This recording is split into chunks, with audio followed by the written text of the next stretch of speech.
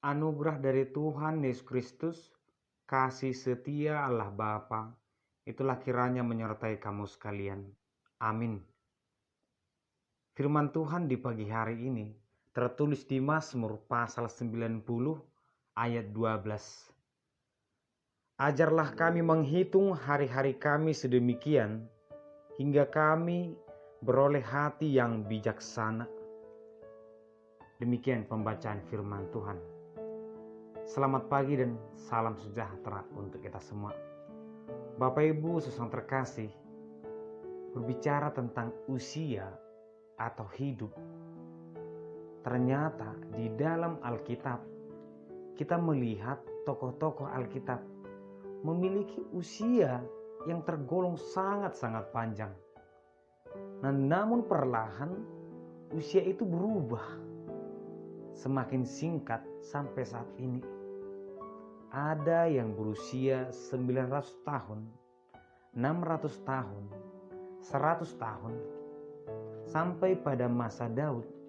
Daud berkata bahwa usia itu sampai 70 tahun. Dan kalaupun mungkin Tuhan berkenan sampai 80, tapi di dalamnya hanya ada penyakit, penderitaan, ataupun kesulitan dalam melakukan pekerjaan. Itulah kehidupan manusia. Kita menyadari ada apa dengan usia ini sehingga semakin hari semakin singkat. Apakah memang Tuhan menghendaki hal itu? Apakah memang itu rencana Tuhan? Dan jika kita berpikir ataupun melihat ke depan, jangan-jangan 100 tahun lagi usia manusia pun akan semakin singkat. Bahkan saat ini mungkin manusia akan sulit mencapai usia 70 atau 80 seperti yang tertulis dalam Mazmur 90 ayat yang ke-10. Tetapi jangan-jangan kehidupan itu juga dipersingkat oleh manusia itu sendiri. Aku mempersingkat kehidupanku. Karena memang dalam Mazmur juga dikatakan hidup manusia itu seperti angin yang berhembus, seperti bunga yang sekarang mekar, tapi sebentar lagi akan layu. Hidup yang singkat ini ternyata aku membuat itu tidak berarti dan terasa sangatlah singkat. Pertama, jika kita melihat perjalanan hidup kita ke belakang, kita akan mengatakan, sepertinya aku masih baru di sini. Sepertinya kamu masih anak-anak ketika aku kenal. Tetapi sekarang kamu sudah dewasa. Sepertinya kita baru berpisah, tetapi ternyata tidak terasa itu sudah 10 tahun. Hari-hari itu terasa memang sangat-sangat singkat. Yang kedua, kehidupan itu bisa menjadi sangat singkat ketika kita mengisinya dengan hal-hal yang tidak bermakna. Pemazmur mengatakan, tahun-tahun kami seperti keluh kesah kami isi. Hari-hari itu kita isi dengan banyak mengeluh kepada Tuhan, marah kepada Tuhan, tanpa kita sadari kita tidak menemukan kebahagiaan dalam kehidupan itu. Kita tidak merasakan apa yang kudapatkan selama 1 tahun, seakan-akan sia-sia. Tetapi itu karena manusia salah mengambil sikap. Atau salah satu contoh, ketika kita melakukan perjalanan mungkin dengan kendaraan umum dari satu titik ke titik yang sangat jauh dengan perjalanan 1 hari 1 malam. Berharap kita menikmati perjalanan itu, berharap hari-hari kita berjalan dengan baik. Tetapi ada saja kerikil yang kita lalui, ada saja kebisingan, ada saja gangguan di perjalanan yang membuat kita hanya terfokus untuk mengeluh atas gangguan itu. Mengapa harus seperti ini? Mengapa harus sekarang ini rusak? Mengapa jalan ini rusak? Mengapa mobil ini mogok? Mengapa cuaca ini tidak mendukung? Tanpa kita sadari, kita sudah sampai di tujuan. Semuanya berlalu, tetapi semuanya tidak bermakna. Jangan-jangan mungkin juga kita pernah melihat kehidupan seseorang sangat sia-sia. Kamu hidup, usiamu sangat panjang sampai 50 tahun. Ternyata kehidupanmu sia-sia. Karena apa? Salah memilih langkah. Sehingga kehidupan itu sepertinya tidak berarti, tidak bermakna.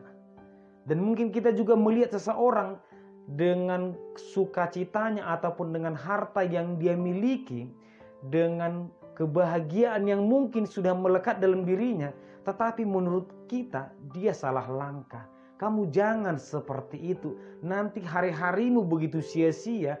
Mari ciptakan kebahagiaan yang benar. Mari temukan kebahagiaan yang diinginkan oleh Tuhan. Karena banyak manusia mencari kebahagiaannya sendiri, mungkin dengan mabuk-mabukan ataupun mungkin dengan mengkonsumsi narkoba, berasa itu adalah kebahagiaan tertinggi. Tetapi ketika dia sadar, dan mungkin jika kita masih diberikan Tuhan kesempatan untuk menyadarinya, maka kita akan berkata, sia-sia hidupku dan semua sudah terlambat. Mengapa tidak dari dulu aku menyadari bahwa ini salah?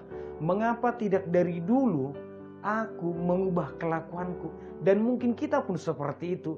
Jika kita melihat ke belakang hidup kita yang sepertinya tidak bisa sukses seperti yang kita harapkan, kita akan menyalahkan masa lalu. Mengapa aku tidak melakukan ini? Mengapa aku tidak bekerja keras? Mengapa aku tidak melakukan pekerjaan yang baik? Tetapi pemazmur mengajak kita, sebelum semuanya terlambat, bijaksanalah, milikilah hati yang penuh dengan hikmat. Oleh karena itu, firman Tuhan datang sebagai doa permohonan Daud kepada Tuhan. Ajarlah kami menghitung hari-hari kami sedemikian.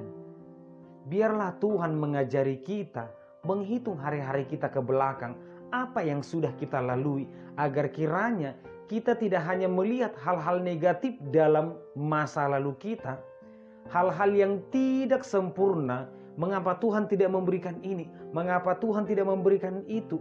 Mengapa orang lain tidak melakukan ini kepadaku? Yang selalu kita pikirkan adalah keluh kesah. Tetapi mari melalui tuntunan Tuhan kita melihat masa lalu, ternyata banyak kesempatan yang sebenarnya Tuhan sudah berikan.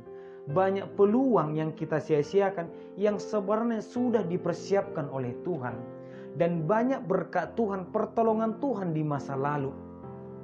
Dengan demikian, dengan melihat hari-hari itu, akhirnya kita akan menjadi orang yang bijaksana. Ternyata hari esok belum terlambat. Ternyata perjalananku ini masih bisa kulakukan dengan berarti. Oleh karena itulah, mungkin banyak tokoh yang bisa kita lihat perubahan dalam kehidupannya terjadi di pertengahan ketika dia belum terlambat untuk berubah. Ketika dia belum terlambat untuk berubah haluan, maka dia akan mendapatkan hari tua yang berbahagia, masa dewasanya yang penuh dengan makna. Oleh karena itulah Daud menginginkan masa tuanya itu menjadi masa tua yang berharga.